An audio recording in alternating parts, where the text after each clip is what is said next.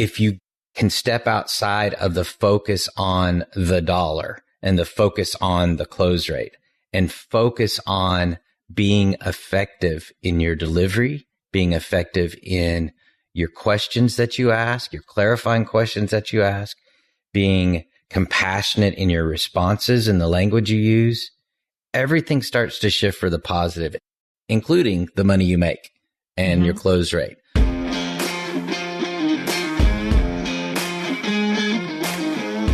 Hey, you leader, entrepreneur, business owner, solopreneur, whatever you call yourself, we know you're a visionary business builder, wealth seeker looking to combine a passion for doing good with leading consciously. It's time to shift from a traditional focus of pure wealth accumulation to one that integrates well-being and fulfillment. This is the Conscious Edge podcast, and I'm Alecia St. Germain, entrepreneur and coach. Along with my friend and wellness advocate, Jonathan Duggar, we're diving into what it means to embody radical self-acceptance while still evolving to lead with compassion and kindness. We're sharing our own experiences and expertise as we unpack imposter syndrome, perfectionism, procrastination, and all the other things that lead to burnout and keep you from experiencing pure joy, business growth, and maximum impact. This is a safe and supportive space to explore what it means to be a human creating wealth and building a business. You're here for a purpose, and it's time to shine your light. So here we go. Welcome back to the Conscious Edge podcast. I'm your host, Alecia St. Germain, with Jonathan Duggar. Woohoo. And I want to talk today about sales. That dirty, dirty word. Like if you are somebody who has ever said, I'm not good at sales, I don't like selling, you feel weird when you sell, you don't make offers enough, you feel bad following up with people because you're afraid you're bothering them, you worry or get upset when you sell to someone and then they don't use whatever it is you sold or it goes to waste, any kind of trigger that you have around sales, that is what we are talking about today. So if you are new and you're just joining us, we want to say welcome. We're so excited to have you. Jonathan and I are really on a mission to help individuals who have businesses live a more full life, to find that place where their passions and purpose intersect with prosperity.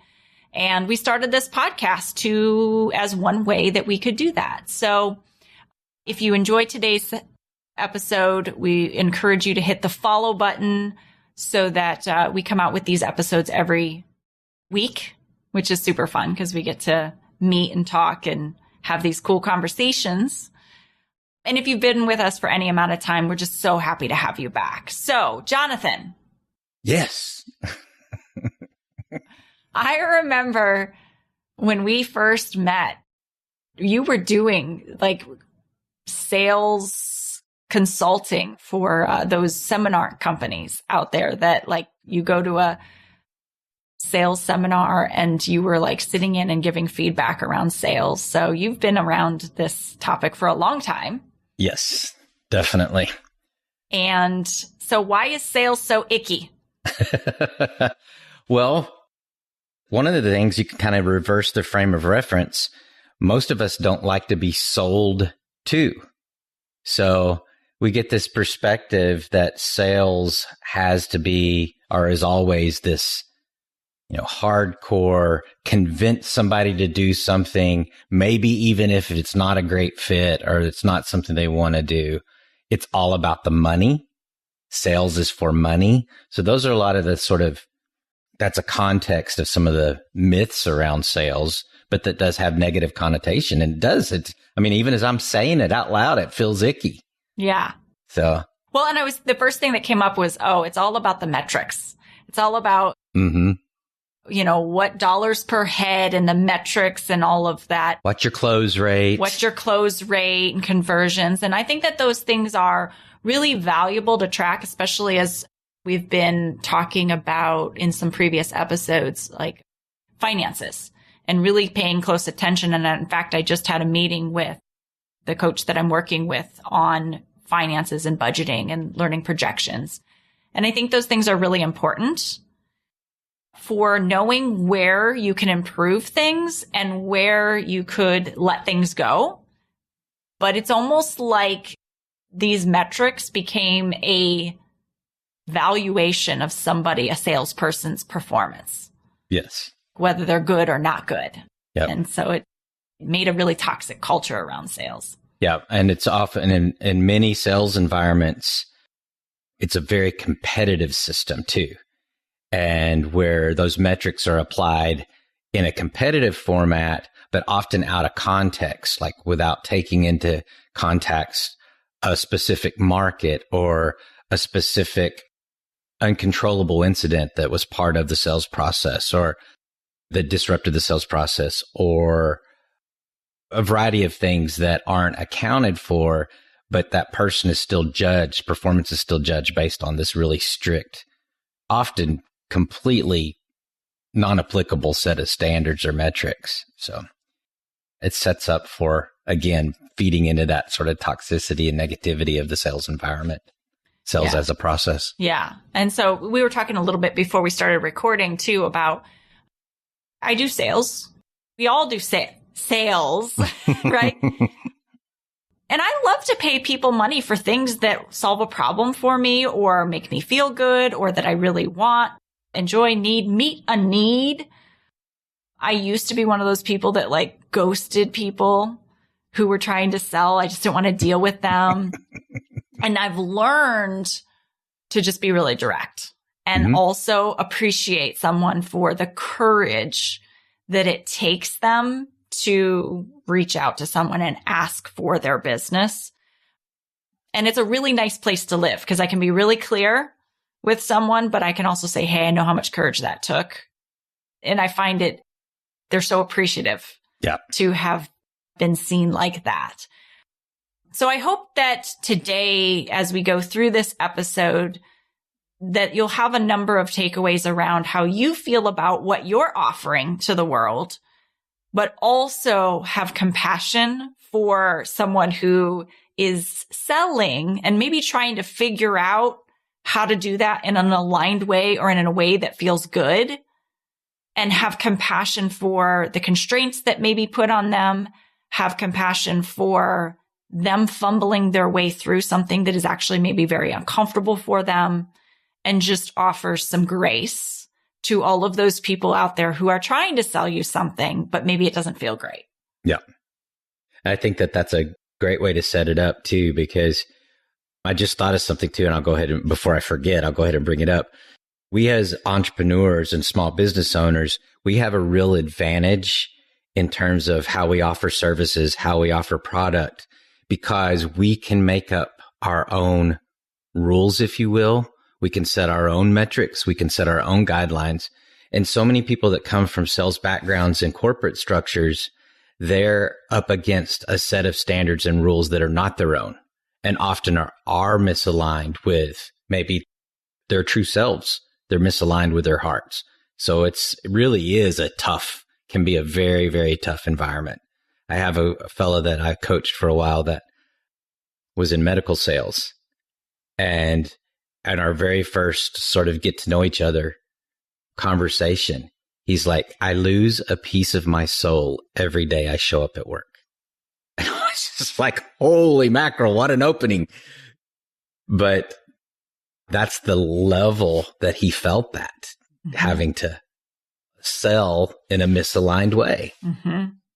So I think then us moving into that whole conversation about like selling in alignment is, I think that is really where we want to spend our time today, so that you can get your offers out there. You can help individuals. And I don't care whether you're selling a product or service that you have, or even if you're making offers on real estate. I can't tell you how often I would hear people offer more than they could, more than really made a good deal because they were worried about offending the sellers. I've been guilty of that.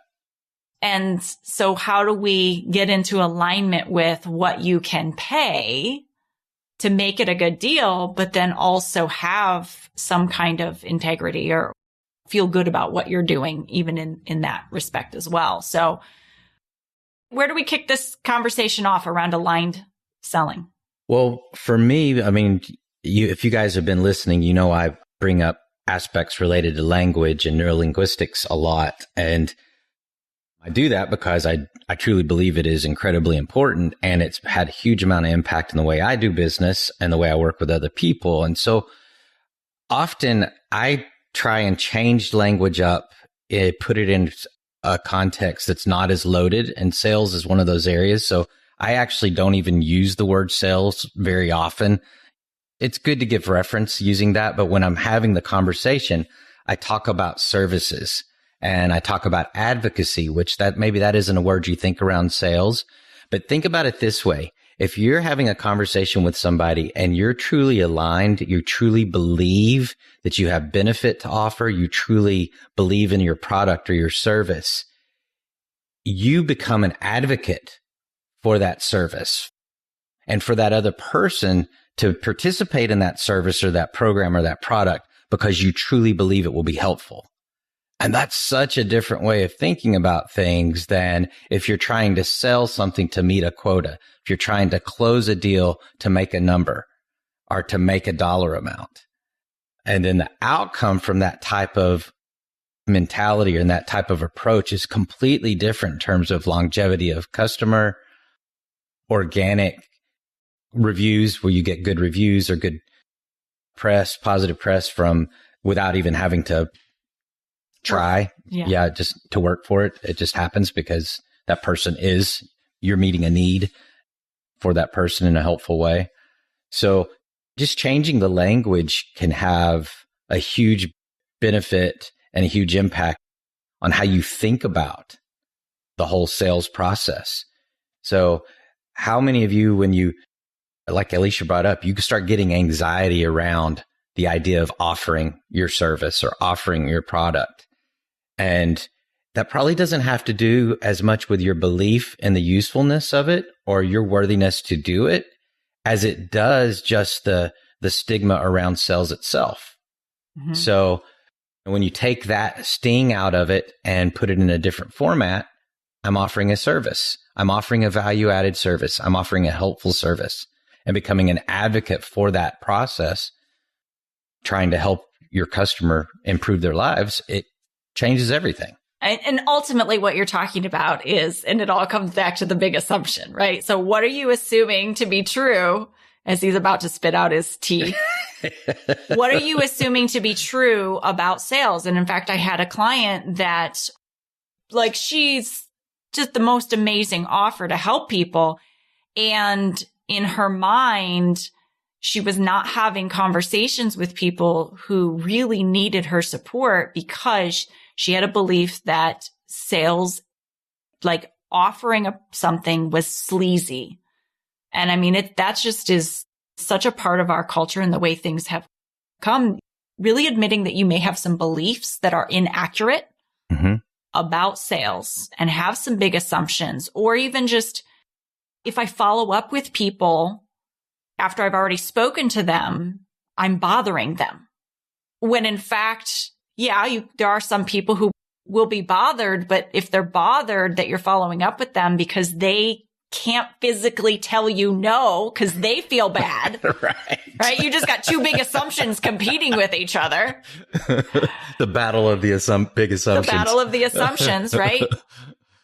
Yes, that is some people, but also there are people who are busy and forgot, people who are avoiding it because they're actually a little bit scared and they really need you to help them feel comfortable to move forward because they do know it will solve their problem, but they're in overwhelm or they're in overthinking because they're not sure they feel safe moving forward. And that's part of your job as the advocate for your service is to advocate for the service, but for that person in a way that helps them move forward and feel supported and feel confident in the decision that they are making, that really empowering them to make that decision. So in that follow-up process, you're not bothering people, you're actually supporting people.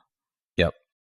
That's the ideal time to help that person drill down in understanding what they truly do need or don't need too, because that's the other thing is, your client, when you're an advocate, you're working with a client to help them better understand themselves and what they really need to be helpful, to be useful, to improve, whatever it is. And sometimes that's not what you're offering. But people that buy out of either guilt or fear or confusion, that's not the kind of customer or the kind of client that tends to stick around, or that's the ones that are asking for their money back a week later or whatever. It's the ones that leave the bad reviews. Exactly. Yeah. So really, I think of the sales process as really about building clarity and making sure that that person feels really comfortable. They can be uncomfortable because it's maybe outside of their comfort zone, but they know that they're moving themselves towards their vision and something that they want, especially being in a coaching industry. Like, pretty much my business is resistance, right? Yeah, this is true. Big assumptions. Like, that's where I live. And I live in Triggerland, but like, that is not built by Disney. Yeah. But I can acknowledge, like, when is a customer making a decision away from what they fear, or are they making a decision that is towards what they want? Yeah. And that's, I think, a really big distinction. That's my job to help them clarify, what am I afraid of? What do I really want? And if there's too much fear or confusion or resistance, then I often will say, like, well, maybe this isn't the right time. Mm-hmm. I'm not here to convince. I'm here to bring light and transparency and clarify. One of my favorite responses from a potential client or customer, when I ask them in a consultative way or an advocacy way, I ask them, well, what is it? What do you see your need is right now? Or what do you think you need? And they tell me, I don't know, or I have no idea. That's one of my favorite responses, because that is a gateway opening for me to have a heart-to-heart conversation about what's real for them, what's useful for them, what's helpful for them, and maybe pick through things, misconceptions they have about what they think they need instead of what will truly be helpful and useful.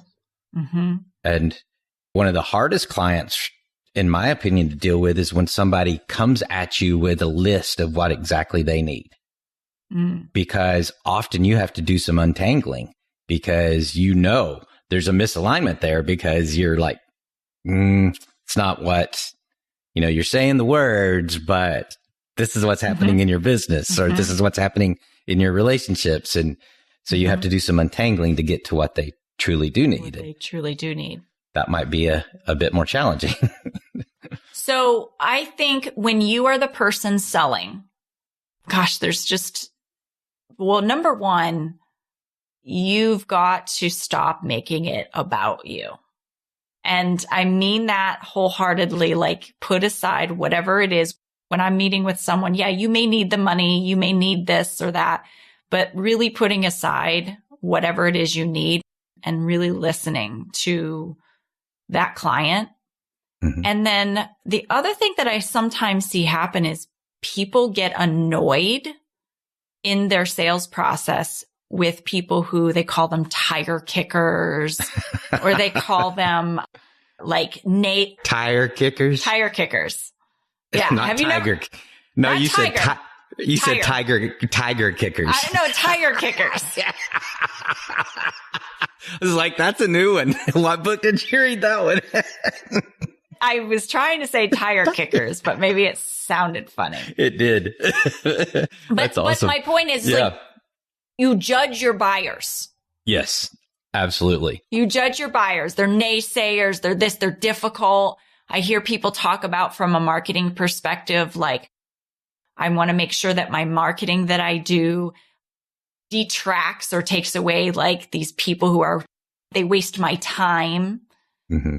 And it's such an entitled way of selling, because whoever you're attracting is really a mirror of what you're putting out there, where your mindset is, the words that you tend to use. You're always going to bring people into your sphere who are going to mirror whatever it is that you've got to work on or put out, or you're putting out there. Yep, absolutely. It's also an opportunity. We miss so many opportunities because we do sit in that place of sort of self-involvement, selfishness, whatever you want to call it. When you do truly have that situation where someone is extremely difficult, extremely anti everything, for regardless of your best efforts, there's still lessons in that. There's still a place to learn things, gifts to be able to find. And if we can sit in that and sit in our own discomfort, it's hugely powerful in terms of getting better and better in those situations, and also becoming much more aware of the alignment pieces of, this isn't a customer that's in alignment with us. I'm not the best fit for them, and that's okay. Mm-hmm. So now let's say next, in a helpful and useful way. So, and I think that as you work on yourself, so I guess the point to that is like, as if you're having judgments about who's sitting across from you, why are you attracting that type of person? Yes. What is it about you and what you're saying, what you're putting out there, whatever it is? Where's the work for you to do that would make it so you don't attract that kind of person? Exactly. Energetically. Exactly. And that's, we're going to have a conversation soon about marketing and branding. And that's a huge place in that subject area. It's like, how do you attract the people that, for the most part, are going to be in alignment with what you're trying to do? Mm-hmm. So it's so interesting because I was looking, when we first started this conversation, I was thinking about kind of getting over the myths of sales, the negativity of sales, but which I think that's the first part of this we've had. But now it occurs to me, we should probably talk a little bit about effective sales, being effective, and what may be once we get to the place of being advocates and over the hurdle of it being so uncomfortable or whatever it is for us, how do we be more effective at it? When there's things in the way. So how do we be effective at it? Does that feel like a good shift? Yeah. I don't know if that's where you're intended to get. I know our listeners are sitting there. Okay. So like, I get it. Tell me what to do. Well, this just occurred to me, and I'd made some notes, but this just occurred to me like one of those flashbulb memories. So years ago, let me give you a little context. So one of the things that I do in sales coaching and sales training environments a lot, or is sort of this alignment with your own core values, selling from a place of heart, selling from a place of alignment and integrity and abundance. And so I work with especially platform trainers or platform salespeople to help them sell from a place of their true beliefs and their important beliefs, and also their personalities. So aligning those pieces. And something that has come up a lot over the years, even with very experienced salespeople, is when they're having challenges closing, or they're having challenges once they've made the offer, getting people to actually to that place of spending the money, of pulling the trigger and actually affecting what's been presented to them. I would say 95% of the time, there is a gap between the person believing that they're effective and useful and helpful. So it's a worthiness piece, and that there's a fear in the follow-up. So there's a fear that they can actually produce or provide what they're presenting. So those two pieces are often places of self-discovery and self-work more than anything else, and truly believing that you have value. Your own self-worth and what you're providing and what you're doing is important and is helpful and is useful. And then overcoming the fear of the follow-up, overcoming the fear of being effective when you actually implement whatever it is. And when you're saying follow-up, I just want to clarify, you don't mean like following up and then doing the sale again. It's No. Brought the customer in. Fulfillment. And now oh crap. Now I got to do what I said I was going to do. Right? Exactly. Sorry if you have kids listening. So yeah. And I see that all the time in coaching, all the time. We work through things and it'll be like, there's fear of responsibility. Mm-hmm. And so a lot of times people will underprice themselves because there's this belief that if I charge what's appropriate and sustainable for my business, I'm going to have to deliver at this much higher level, or I have to give more tangibles. Yeah. Than really just the information and the transformation that someone will have in working with me, or the problem that it will solve is going to be enough, right? Yep. That just that your knowledge base is enough. And I remember very early on, as I was putting together the Exponential Entrepreneur Program where I work with people, I had it so packed full of lessons because I wanted to pump up the value. Value add. And it was taking people so long to get into what they really needed to know. Not that they were not getting value or not staying connected, but it was just we can make transformation so much faster if I just pull these things out. Yeah. And so I did that, pulled it out. I actually turned it into a free training now. So just give it away for free on the Conscious Edge website, which is great because then everybody can go through and do some of the basic things that you need for clarity, but then we just get into the meat of it. And so often you start trying to pump up your confidence by actually giving stuff that creates a lot of chaos and confusion and is less effective. More is not better. Exactly. I think sometimes too, we tend to stack on those value adds, I'm using air quotes, because we're not clear on what we're providing. We're not clear as to how it's helpful.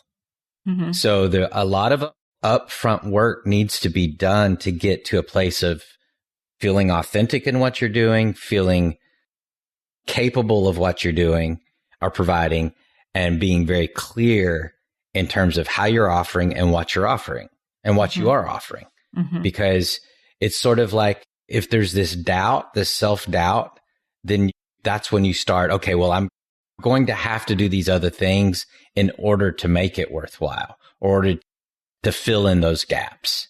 Mm-hmm. And that's most of the time, like you said, it's extra stuff. It's not that it's not valuable, but it's not necessary. Mm-hmm. And it can become overwhelming to consume. Yes. Or use. And then you don't even use everything that's available to you. So that was has been a really interesting transformation and journey through learning about sales. And then the other piece is not this belief, I find, that having the conversation with someone, the sales conversation with someone, doesn't have value. It's almost like, how would I say this? It's like people think that your customers are doing you a favor by getting on the call with you. That's what I'm trying to say. It's a give and receive. It goes both ways. They get value from talking to you about how you can help them. Exactly. And that's where this whole concept of advocacy and being a consultative approach is so important, because that is a reciprocal sort of feedback system. So you're looking for solutions to challenges that person's having. And that person has the opportunity to think about and present and refine what those challenges are. And you're helping them do that. It's a reciprocal type relationship. So I talk a lot about, when I do sales coaching, I talk a lot about compassion-based sales and empathic-based sales. I think empathy is a huge component to effective sales. So sales, especially metrics-driven sales teams and salespeople, often are so caught up on the outcome that they lose their empathy and they lose their compassion. And when that happens, you start seeing numbers drop. You start seeing loss of revenue, and all those things happen.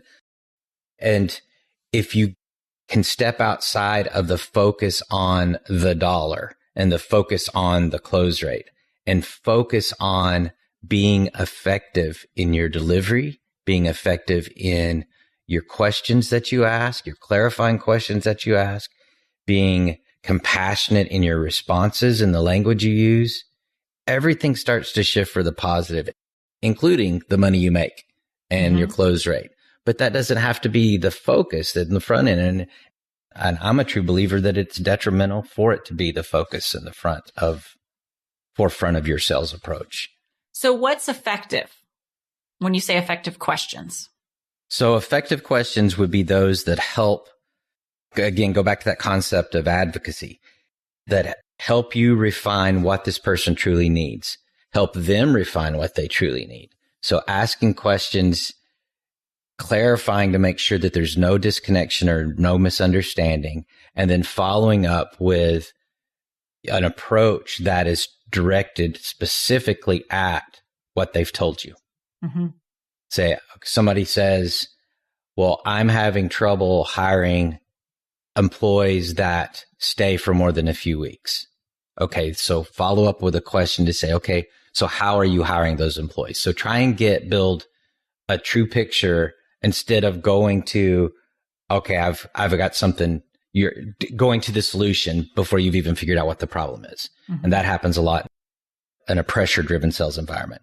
Someone is already, okay, this is what I'm going to close them on, regardless of what they're telling you. So being very adamant about understanding what their situation, what their problem, what their challenges truly are before you even start presenting the idea of a solution. Another piece of value when we're talking about that exchange, just getting on the phone with someone or getting into a conversation with someone and feeling heard and understood has value.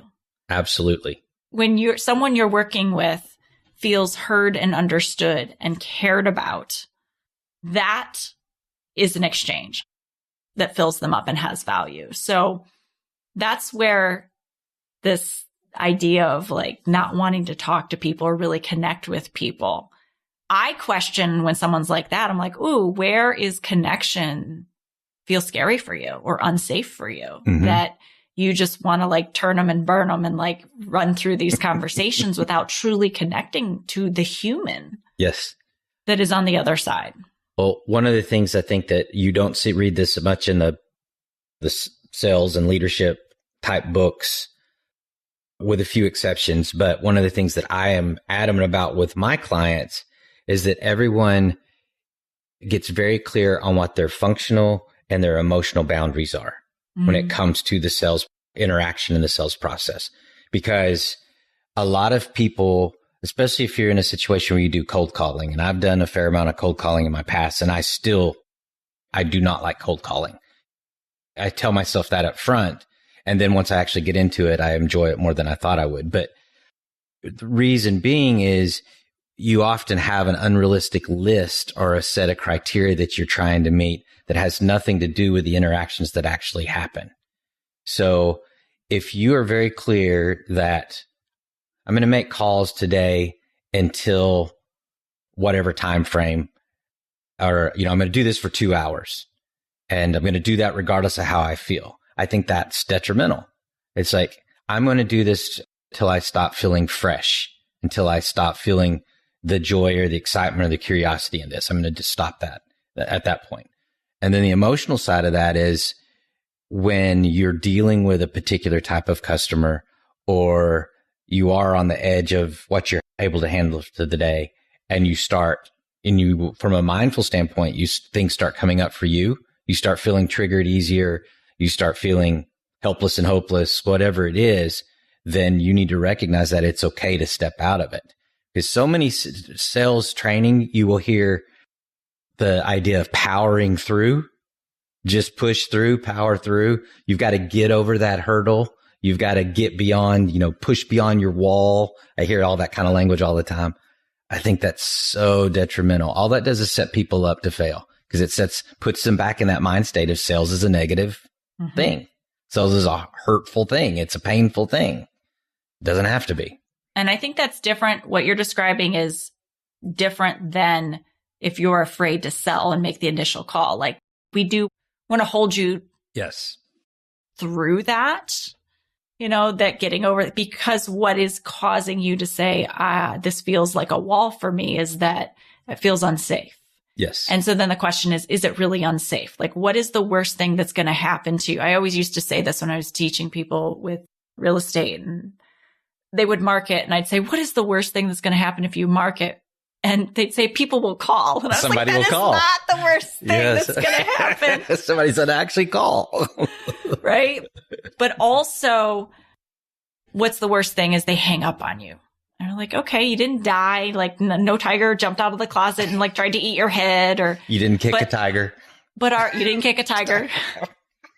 But our brain, our bodies are uncomfortable because maybe rejection, or worrying about what people will think, or maybe feeling like maybe something you're doing is out of alignment. And, I've gotten to a point with the work that I do.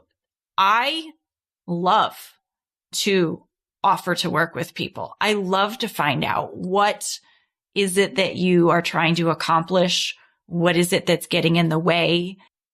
And in my process, I'm like, okay, so let's look at, what are you believing to be true? Mm-hmm. And my work is to expose that to you, to show you like, hey, if you didn't believe your big assumption, imagine what possibilities would be opened up to you. And people are like, oh my gosh, I didn't even see that line that was drawn between my behavior, what I'm doing, and why I can't get to my goal. And that awareness alone, whether someone says, yes, I'll work with you or not, I know they're better for it.